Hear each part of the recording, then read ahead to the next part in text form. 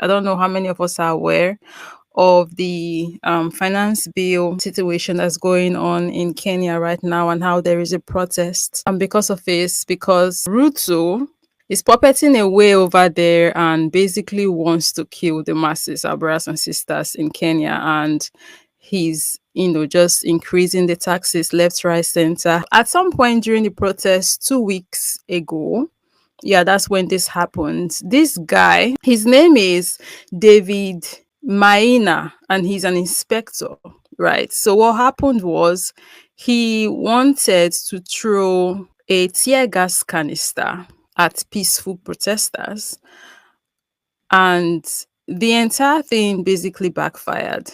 Here's the guy here. And I came by this story first via this tweet because it got sent to me by a friend of mine in UK. He was the one who actually sent this over to me 2 weeks ago.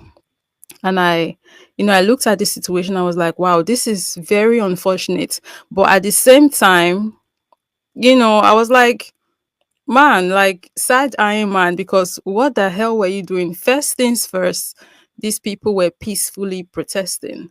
And there you go, deciding to throw a tear gas canister at them. And now look what happened. Not many people are, feeling sorry for this guy for obvious reasons, right? Because why did you want to do that? That's a wicked, very wicked thing to do, to want to throw. I mean, if the tear gas canister could do this much damage to him,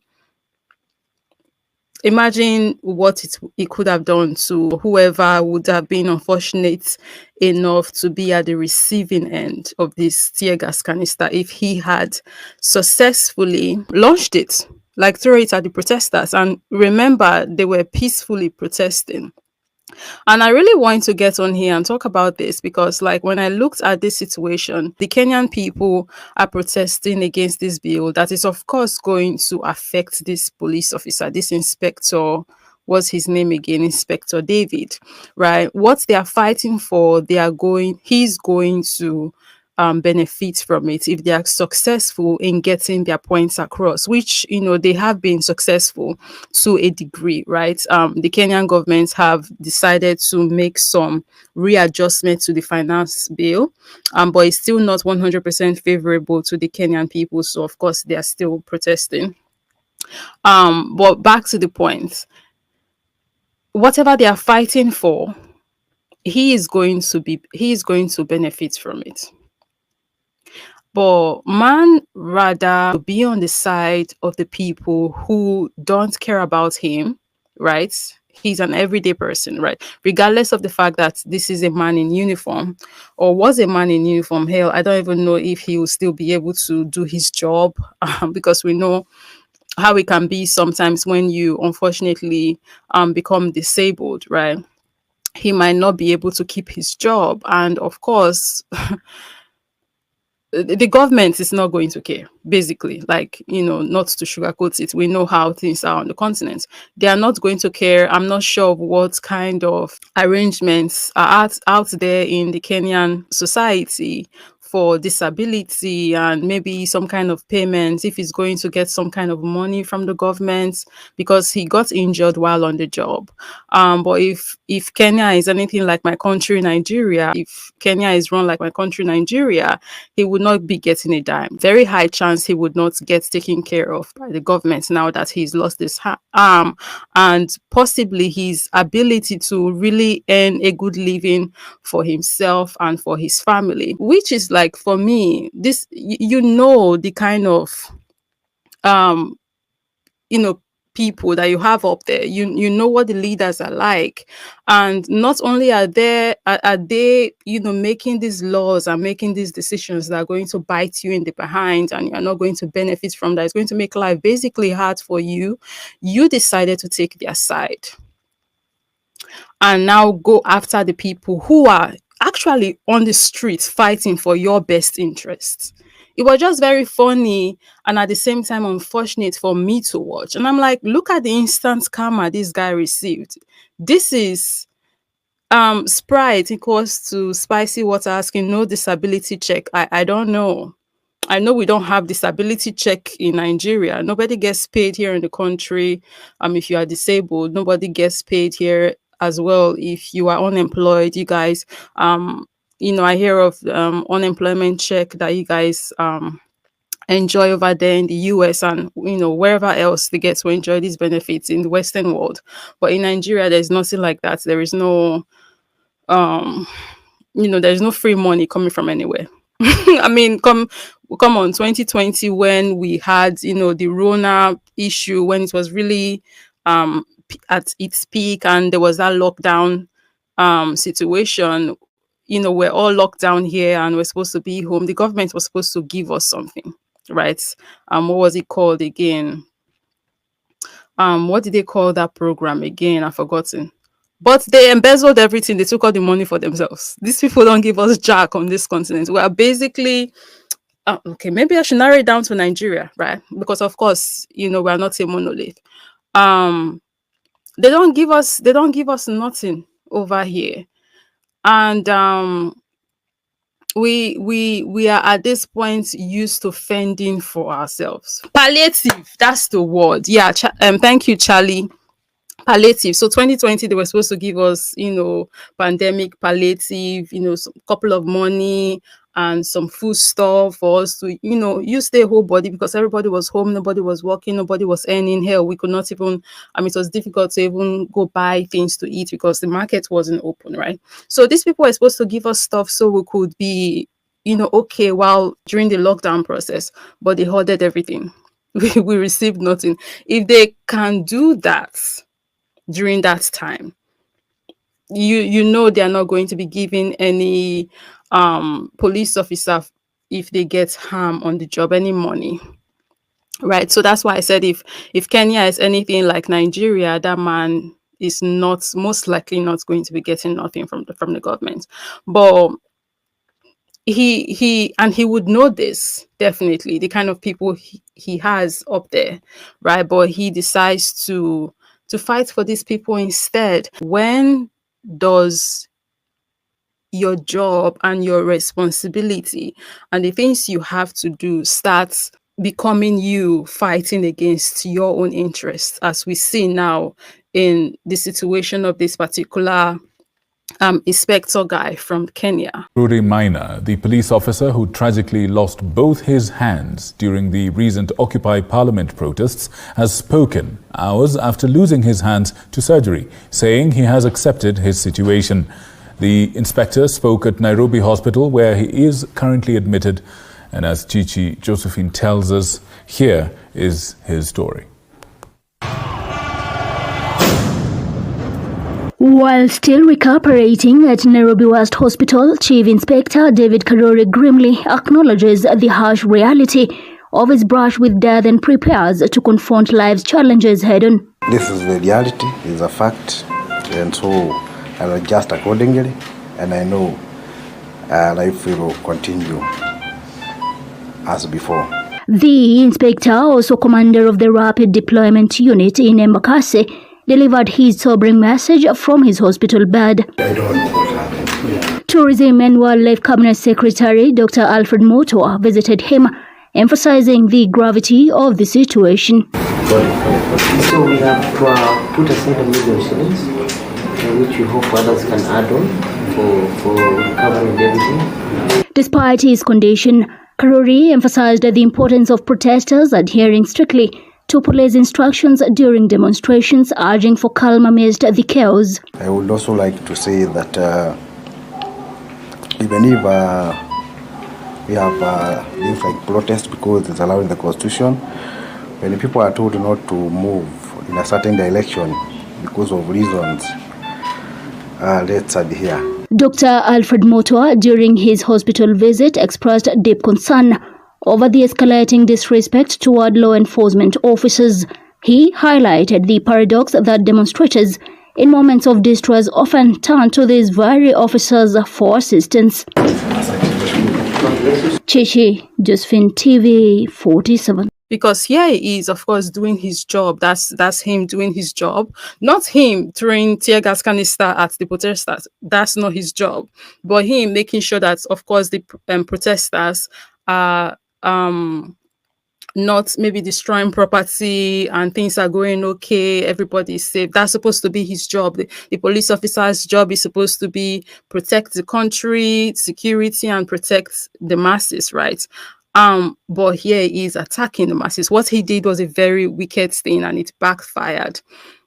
So I sometimes find myself wondering, when these people take this what do you call these orders, and then you go out to start doing these things, like in the moment, do they think about how these things are affecting them? And if they're even supposed to be doing these things, I wonder, right? And that's what I really want to talk about today. Like, I mean, obviously, on the continent, from what I'm gathering, this is not even an only Nigerian problem. At least right now, we know for a fact Kenya has this problem as well. And when it comes to the continent, of course, yes, we're not a monolith, but a lot of our experiences are very, very similar, like very eerily similar. We have a very our relationship with the police force is very similar to the relationship we have with our government. Not many of us like them, that's for sure. This comment is from a Nigerian, and this person said, Kama didn't waste a second on him. How do we invite this version of Kama to Nigeria? Please. Because, of course, the Nigerian police are not any better than this guy. The things they do in this country, like oh my goodness. Not many of us like them, and we don't like how they operate, and we don't like how they use their power. And we see with this guy's situation how he used his power in a very negative way, I would say. While maybe he was ordered to do what he did, who knows, right? He's an inspector. He is of some level of rank. Maybe he ordered himself, who knows.